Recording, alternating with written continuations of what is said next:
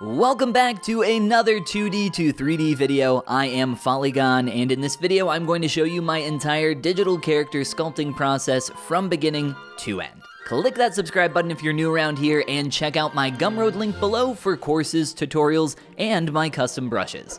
And if you want to learn how I do everything in this video, check out the Appeal Academy. That is my online program where you can learn how to make characters just like these here.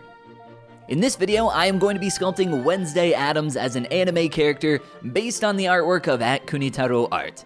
I'll be turning this 2D concept into 3D using ZBrush, created here on my Cintiq tablet that lets me digitally sculpt my characters starting from a simple sphere. To begin this entire process, I'm going to start by blocking out this character's head. If you're unfamiliar with the term block out, this essentially means getting in the primary forms that you'll refine later on in the sculpting process. I start by laying in landmarks for areas like the eyes, nose, mouth, and ears, and just get general shapes figured out. I'm not extremely worried about proportions at this stage, as I can worry about those once I have all the basic shapes in place. After I have those in place, I start combining some of these pieces to make it a little easier to work on. When they're all separated and split up, it's a little difficult to switch back and forth from each piece every time you want to make a change. Now with an anime style like the character that I'm working on here, the eyes and other facial features are going to be pretty low on the face. So I'm gonna have to make some large proportional changes here to the character during this stage to start getting that feeling a lot closer to the original artwork. This early part of the process I often refer to as the alien phase, because things can look, well, pretty alien. But if you ignore the awkwardness of how things are looking right now and kind of push yourself through it, you can get through this stage pretty quick.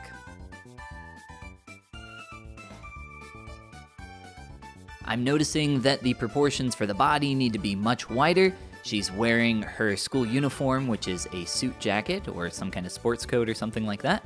So I need to go in and adjust the width of that. The arms are also accounting for a lot of that width, which is something that I work on a lot later on during the process when I start getting in and focusing on more of the details of the clothing. Next comes the hair, which I simply extrude from the already created head. I'm using very simplistic shapes for this part too, just creating a large chunky piece to represent that back portion of the hair, and a simple curved plane with a little V cutout shape for the bangs. I'll add more individual pieces of hair later on. Next, I add in a pre-made collar, something that I created myself quite a long time ago that I made into an insert brush so that whenever I have a character like this one here, I can go through the process of just clicking and dragging that out rather than having to poly model or box model a collar every single time. Next comes the pigtails, coming down from the back of the head, flowing over top of the shoulders. I'm using a curved tube brush for those, inserting those rather quickly, and just like the hair up top, I'll return to those later and add more information. And then wasting no time, of course here, we head up to the eyes, start creating a quick mask, throwing some poly paint and a different, more specular material on there, so that we can begin figuring out these proportions a little more. If you're interested in learning more about how important the eyes are, I recommend checking out this video here. The color on the eyes tends to be very helpful in particular during this stage. Next, I start going over my head block out with my custom mech brush, going through, making sure that I have most of the major plane changes in the general place that I want them. I start adding on some eyebrows, once again using another curved brush, but this time using my custom cube tube brush.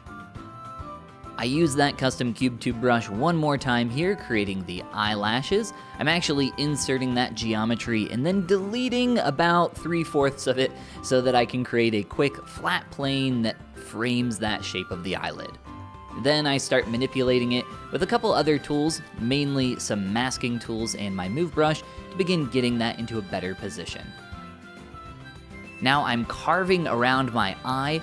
The eyelid shape for this style of character is very unique. It has a top lid that kind of covers most of that upper portion of the eye, and then the bottom lid is almost non-existent. It's just a shape that's kind of framing that lower portion. I'm also going to over-exaggerate a lot of the shapes there so that when I go to smooth and soften some of those forms, I'm left with something that still reads pretty well. The nose is a quick clay brush stroke followed by some additional pinches, again using that mech brush. You can do most of this stuff with the standard brush set in ZBrush. However, with custom brushes, you can of course speed up your workflow quite a bit. 2 or 3 quick brush strokes there for the lips. That's gonna be super simple right now. We're just kind of framing up the main shape there, and we'll return to those later. We'll be returning to all of these different aspects of the face later to begin detailing them and adding some secondary shapes as well as some texture and more information later on. But right now we're just kind of focused on those big shapes. You'll notice right now that the face is also feeling very awkward. We will be returning to that and working to put that into a better place as well. You heard me mention the alien phase earlier on. Sometimes I like to just take a break from the face and move on to some other stuff like what I'm doing right now, which is the clothing, as well as adding on some quick blocks of color. So some quick blocks of color during the early stage can be quite helpful just for figuring out proportions, getting everything to start to feel more like the character. When everything's black and white, it can be tough to kind of figure out where you need to push and pull things, but that color just gives you another extra level that makes it a little easier for you to get things into the proper position. I'm gonna add some basic paint here to the face. If you've ever seen me paint characters here in ZBrush, the way I like to proceed is by going very heavy-handed initially. I kind of call it clown makeup, and then after exaggerating that, I'll kind of fade it out with more of a neutral color, inserting that over top. Now I'm making some adjustments to the clothing, just working on getting everything to work properly in terms of layers. Now I'm not, creating realistic clothing. You'll notice that the collar is floating, it's its own piece, it's separate. Same thing with all these layers of clothing, they're hollow. Essentially what I'm doing here is I'm creating the illusion of these different pieces of clothing. You could go through the process of creating hyper-realistic forms, but it doesn't really make sense when none of that is going to be seen. This is just a character sculpt, but the same thing is true for characters and clothing made for video games and film, as well as sculptures that are going to be 3D printed. All of these different types of 3D models can have the illusion of realism, which is of course much faster, but also a lot more helpful when you're working on things like one-sided geometry and you have a lot of issues with super thin pieces of geometry later on. So keeping that hollow can be very helpful for you. We head back up to the eyelashes for a couple more adjustments, just to get those feeling a little closer to the original work.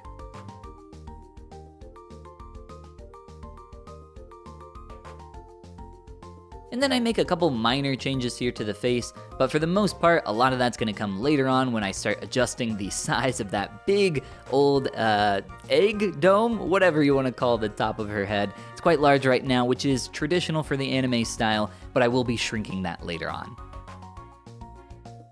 She has these dark circles under her eyes, so I go through beginning to block out some of that paint, but I'll be refining all of these aspects later on. And some more minor changes here and there to the general proportions of the figure.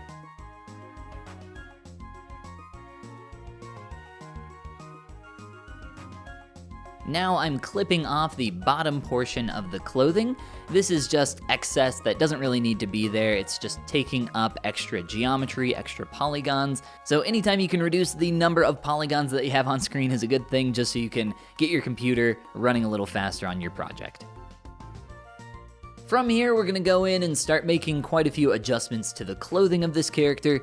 For this, at least for this vest piece, I'm using the Z Modeler brush to poly model a couple small changes. You can see that little bevel that I've added in there to create a little essentially seam, and then I'm going in and reducing the poly count of that piece. The geometry, as you saw, was not very clean, which is absolutely fine. This is not going to be animated, so it doesn't really matter too much. Then going into areas like the sleeves, cleaning those up, starting to pinch some of those different edges.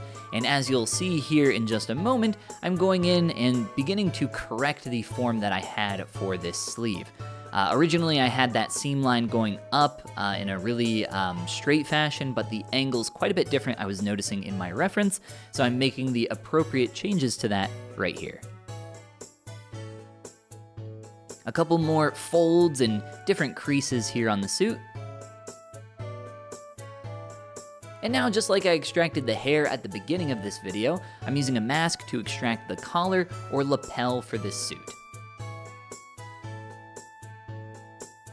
Initially, things start very simple here as I begin matching it with the reference, but then after extracting, I give it some thickness and then spin around the 3D model, making sure everything's looking good from all of our different angles.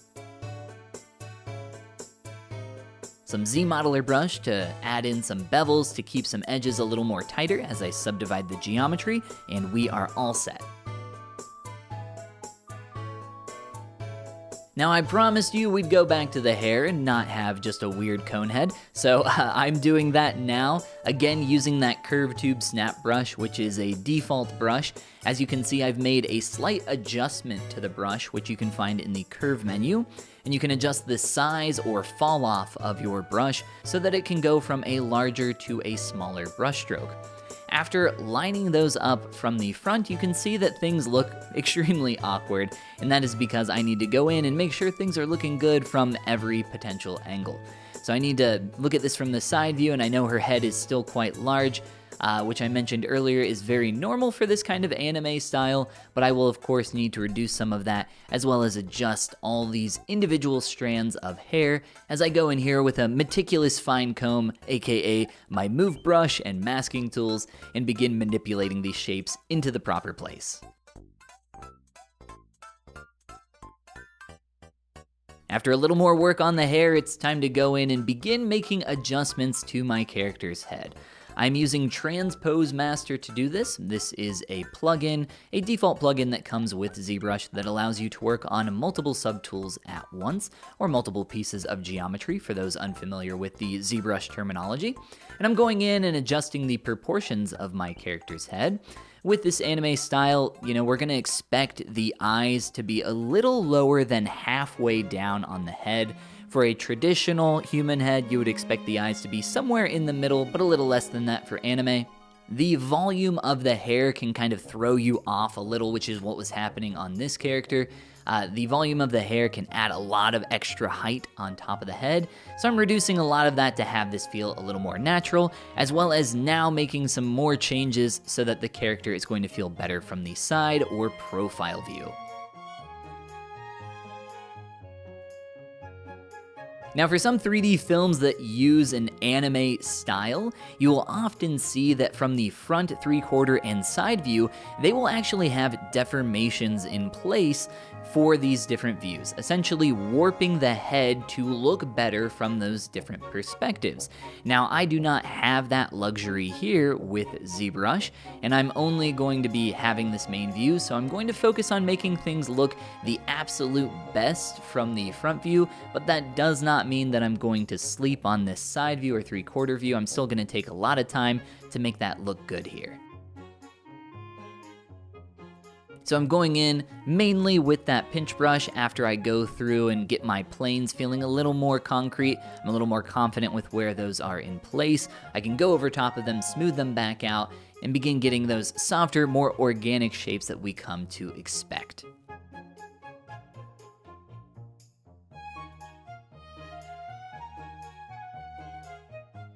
Really minor stuff here in terms of paint, just making some minor adjustments to the face, as well as other little things like tweaking the hair, eyebrows, and eyelashes.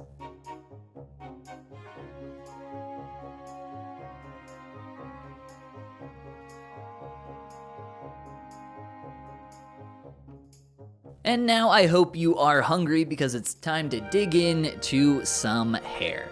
I hope that you're not hungry for hair.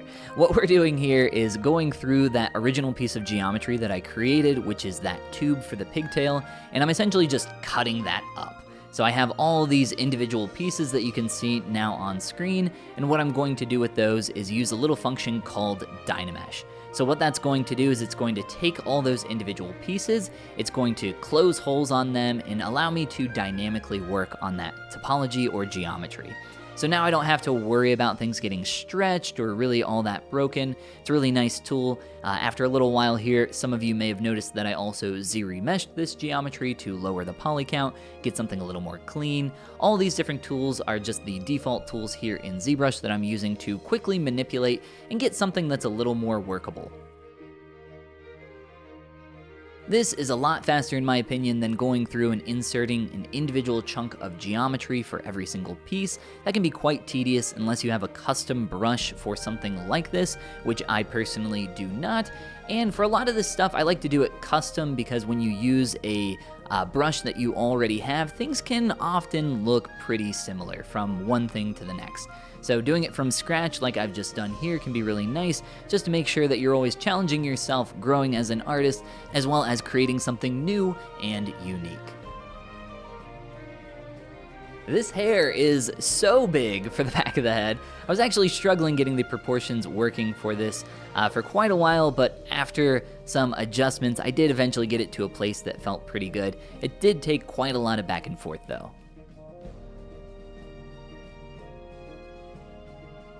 Some secondary brushstrokes can also be really helpful just to get the general feel down for something like this.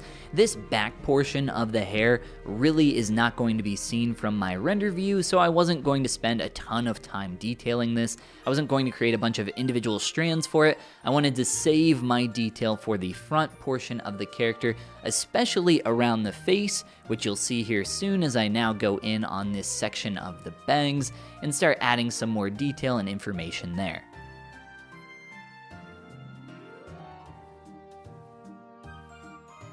The first part of this process involves going over top of these edges, sharpening them up, as well as just overall cleaning these shapes. They were really messy previously. They were kind of warbly, if you're familiar with that term, which just means they weren't quite as flat as I wanted or quite as consistent. So I had to go back over top of those, clean them up, spend a little extra time doing that, and now I get to go in after the fact and start adding in these secondary forms, a little more detail.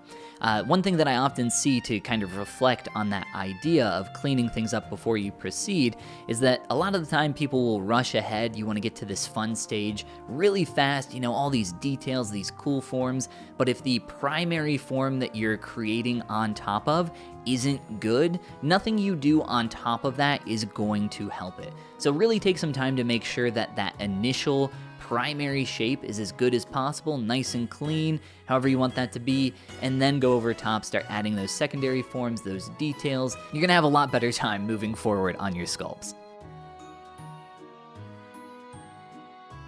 Then it looks like I'm sculpting some like nuts here of some kind, I don't know. I'm actually just sculpting the pigtails, those individual sections, starting to add some kind of brush strokes through those to create the illusion of hair, going through each individual piece, adding that, getting that handmade quality to each and every one. And of course a little more detail here at the bottom as well. And now onto some very simplistic folds here on the shirt. I don't know what it is about folds, but I love sculpting folds. I don't know about you guys, but I need to find a project of some kind with just a lot of folds. I had one a few characters back, this one here, that had quite a few folds on it that I really enjoyed sculpting. And I don't know, I just find it therapeutic to go through on these different shapes and kind of figure out how they're gonna work in 3D space. Very calming, very relaxing. You might have the opposite idea there. It might be very stressful and very difficult to work on, but maybe I'm weird for that. I don't know, let me know what you guys think down below. So now I've gone through and adjusted some of the colors. I was sampling colors directly from the original image, but when doing that, I was getting more of a greenish tone on these darker colors. but when looking at the image, it felt more blue to me. It at least gave me the illusion of a more bluish tone, and I was kind of liking that feel more here on the sculpt, so I shifted the hue a little more towards the blue spectrum, getting away from those warmer, kind of greener, yellower tones, and began to adjust those while adjusting a lot of different things here toward the end of the process. So this is when we start getting in and adding a lot of details. This is essentially the part where I go back over every single piece of geometry and make sure it is as good as possible. It's exactly where I want it, doing exactly what I need. And this involves adding little things, like really, really little things, like the stray strands of hair that you can see me creating right now.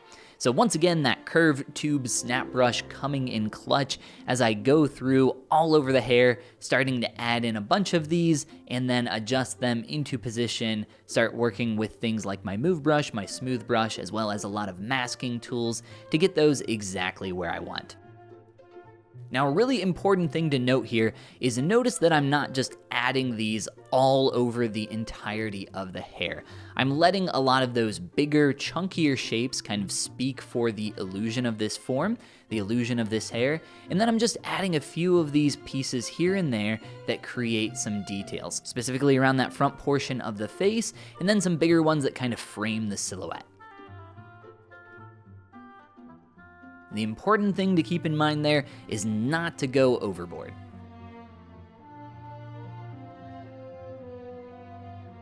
And now some paint here for the lapel to get that integrated with the suit, looking really good. As well as some nice sculpted detail.